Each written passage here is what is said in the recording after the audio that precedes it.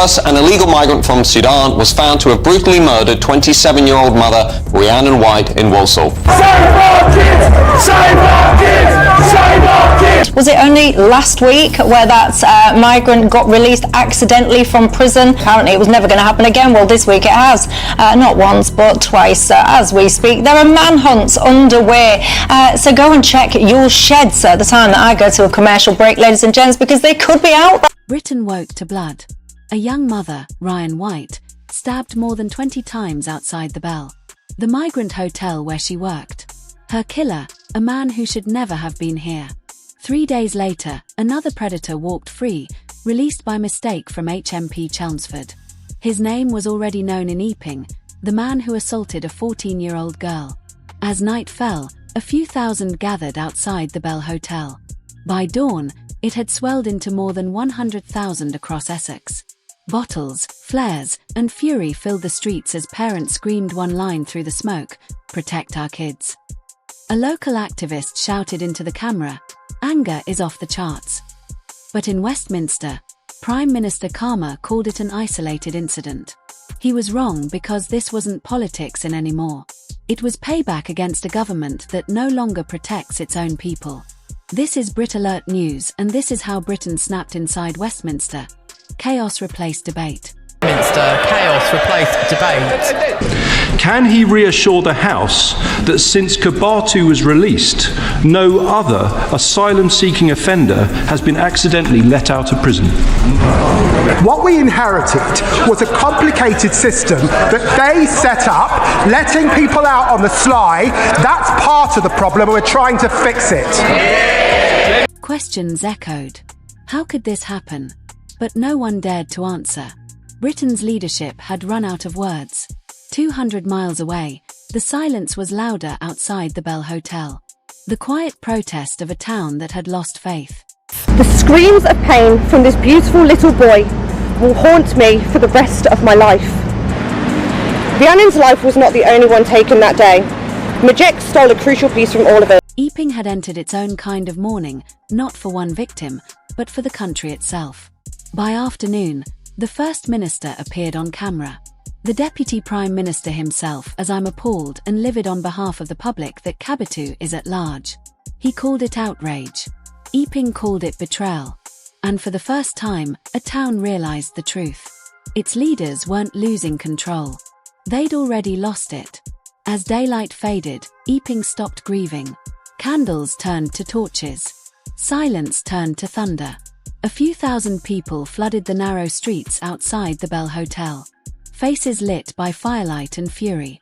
They came with flags, flares, and a single message for Westminster. Enough. Windows trembled.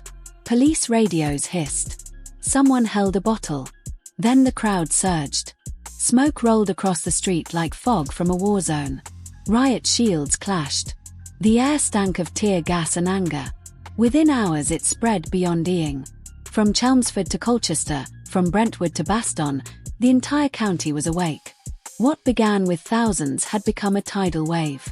An uprising that no line of police could contain. Roads blocked, hotels barricaded, sirens drowned by chants that shook Essex from coast to coast. The Home Office called it a series of isolated disturbances.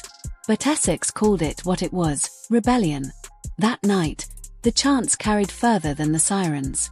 And for the first time in years, Britain's silence was broken.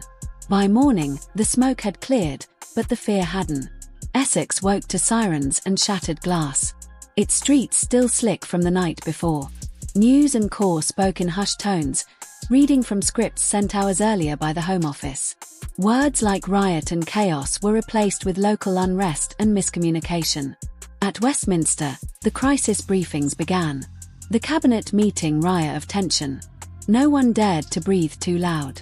David Lammy faced the camera's first calm voice, shaking hands. Public safety remains our top priority, he said. But outside, safety was already gone. Across Essex, 40 arrests overnight, 3 hotels evacuated, social media feeds flooded with images the BBC refused to show.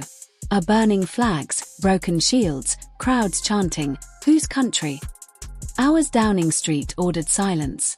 No statements without clearance. No images without approval, but the footage spread faster than any order could stop it. Inside number 10, Keir Starmer signed an emergency directive.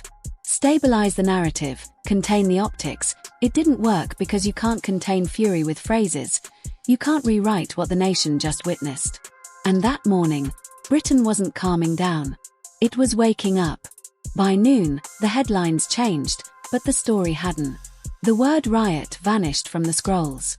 Disturbance took its place. Clips were trimmed. Colors cooled. Captions rewritten. Editors whispered of calls from upstairs. Emails marked urgent. Optics and every sentence softened before it reached the screen. The blackout came softly. No decree, no curfew, just silence that felt official. Newsrooms spoke of responsibility. Platforms spoke of community standards. And every camera turned away at the same time. They thought silence would settle it. It didn't. In Essex, mothers held phones to the night sky, streaming what the networks refused to air. One clip showed a boy waving a torn flag, captioned with 5 words that cracked the lie apart. They're not showing this, are they? Within hours, the tag trended above every minister's name. Within days, Operation Gatekeep had a face. The government itself. Inside the Cabinet Office, the air was ash and caffeine. Starmer's aides whispered about containment while his ministers argued over blame. Half the room wanted restraint. The other half wanted revenge. And through it all, David Lammy read from a page that no one believed anymore. Public order is being restored, he said. But even his voice trembled under the weight of the word order. By nightfall, the police lines were still up, but so were the doubts. Inside their vans, officers stared at the screens on their radios. Each alert another headline they no longer trusted. One sergeant whispered, "We're not peacekeepers anymore. We're placeholders." Another nodded and said, "And no one's coming to replace us." An internal memo leaked online, redacted, time-stamped, and damning. Field morale declining. Chain of command fragmenting. Recommend psychological rotation. Advised selective withdrawal from hotspots. It was meant for ministers. It became a manifesto for dissent. At midnight, a constable stepped out of formation and removed his helmet. He laid it on the ground and crossed his arms. Cameras caught the gesture. No slogans, no speeches, just refusal. By morning, dozens had followed. The chant changed with him from "protect our kids" to "stand with them," too. Then came the reckoning of numbers. Budgets bled faster than faith. Insurance claims outpaced arrests. Local councils declared financial emergencies before they declared moral ones. Every hotel guarded by police became a bill no one wanted to sign. 4 million a month in overtime, 9 million in damages.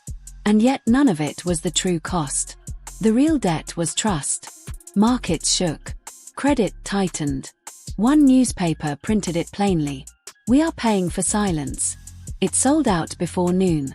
That night, a senior analyst at the Treasury resigned live on air. He said 4 words before security cut the feed. "You cannot budget fear." At Westminster, the response came dressed as doctrine. Briefings were branded as reasserting confidence. Each sentence polished, tested, and hollow. "We remain committed to balanced management of migration and community safety. We condemn all forms of misinformation. We call for calm, but calm cannot be commanded." And when a backbencher from Essex rose to speak, his words didn't sound like politics anymore. He said, "You can't legislate away humiliation." Silence filled the chamber. Someone tried to laugh it off. No one joined him. That night, an editorial leaked handwritten on ministerial stationery. The public do not trust process. They trust presence. It wasn't signed, but the handwriting was Starmer's. The next morning, Westminster looked outward and saw that the country had moved on without it. The marches returned, but this time they weren't angry. They were organised. Coaches from Suffolk, Kent, Birmingham. Veterans walk beside nurses, builders beside teachers, even priests in raincoats carrying nothing but silence. No banners, no chants, just flags folded in half. The symbolism was deliberate. Not surrender, but grief. They filled the bridges and squares without a word. Even the police stepped back, uncertain what to police. It wasn't chaos anymore. It was clarity. In London, camera crews climbed rooftops for a better view. The footage went global before it was censored locally. Foreign anchors called it the Quiet March. Westminster called it a risk to stability. But on the ground, it looked like something else. A country remembering it was still alive. Inside number 10, the curtains stayed drawn. The phones didn't stop, but no one answered. Aides drafted resignations in pencil and tore them up before delivery. The cabinet split between denial and dread. When the Speaker reconvened Parliament, half the benches were empty. The motion wasn't tabled by the opposition. It was signed by Starmer's own MPs. This House no longer recognises the authority of the Prime Minister. It passed by voice vote. No one cheered. They just exhaled. Outside, rain fell over Whitehall. The crowd didn't move. Someone played the national anthem through a tiny speaker. And when the words "Send Her Victorious" came, they were sung as warning, not worship. Starr left through the side door, eyes down. The flashlights painting him in borrowed light. He didn't wave. He didn't speak. History closed the door behind him. Morning came quiet. No speeches, no statements, just streets washed clean by rain and candle wax. Murals appeared overnight. Portraits of mothers, children, police, nurses, the people who had filled the silence when their leaders fled it.